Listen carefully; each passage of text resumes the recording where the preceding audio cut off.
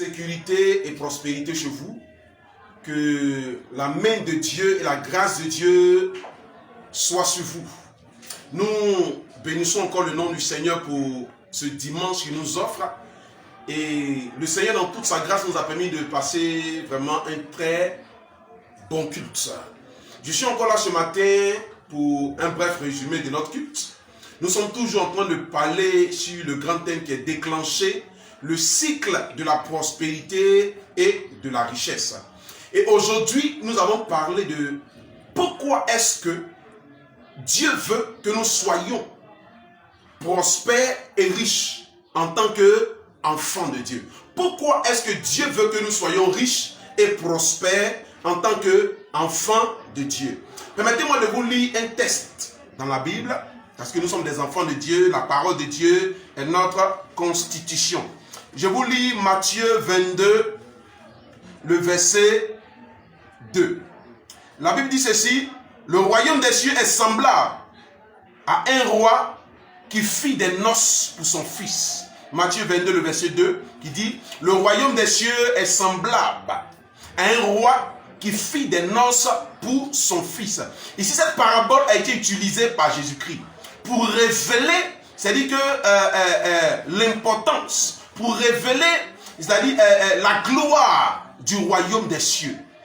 Donc, pour aller droit au but, à partir de ce texte, Dieu est en train de nous faire comprendre qu'en tant que père, en tant que roi de son royaume et en tant que des fils de son royaume, il aimerait que nous soyons épanouis. Dieu souhaiterait organiser des noces pour nous. Dieu aimerait nous voir en train de nous réjouir. Dieu aimerait nous voir heureux. Donc, raison pour laquelle nous avons touché le fait que Dieu veut nous voir épanouis, heureux, prospères et riches sur la terre. Et permettez-moi de citer certains points. Le premier point pour lequel Dieu souhaiterait que nous soyons prospères et riches sur la terre, c'est par égard pour son royaume. Dieu veut que nous soyons riches et prospères par égard pour son royaume. Parce que le royaume de Dieu est puissant. Le royaume de Dieu est comblé de gloire et de richesse. Quand nous lisons la parole de Dieu en Apocalypse, nous voyons que la Bible nous cite un peu certaines choses concernant la Nouvelle Jérusalem, comme les 7 pierres précieuses et beaucoup de choses comme ça. Donc pour révéler, pour nous faire comprendre que le royaume des cieux est rempli de bonnes choses. Deuxième chose, pour nous faire comprendre la véracité de sa parole. Dieu veut que nous soyons riches et prospères pour nous faire comprendre que sa parole est vraie. Troisième chose, Dieu veut que nous soyons riches et prospères pour montrer au diable son pouvoir.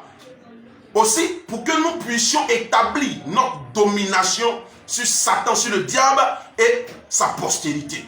Aussi, Dieu veut que nous soyons riches et prospères pour que nous colonisions mieux la terre et établissions son règne. C'est vrai, avoir le pouvoir de Dieu, c'est important. La Bible dit que à tous ceux qui ont pris le pouvoir de devenir enfants de Dieu, la Bible dit aussi que nous avons le pouvoir de marcher sur les serpents et les scorpions. Mais permettez-moi de vous dire que le pouvoir à lui seul ne suffit pas. Il nous faut la prospérité et la richesse. Nous ne sommes pas dans le ciel, nous sommes sur la terre. Les hommes en général aiment croire facilement à ce qu'ils voient. Nous avons besoin de la richesse. Nous avons besoin de la fortune pour démontrer la véracité du royaume de Dieu. Parce que la Bible dit que l'or et l'argent appartiennent à Dieu. Je suis en train de dire à un enfant de Dieu que la volonté de Dieu pour toi, c'est que tu sois prospère et riche. Dieu veut que tu sois dans la fortune. Dieu veut que tu impactes ta génération.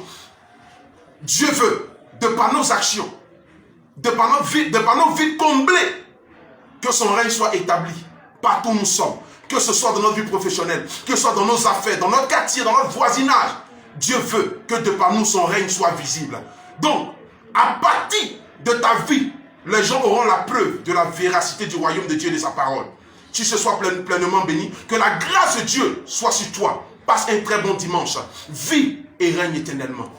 Amen.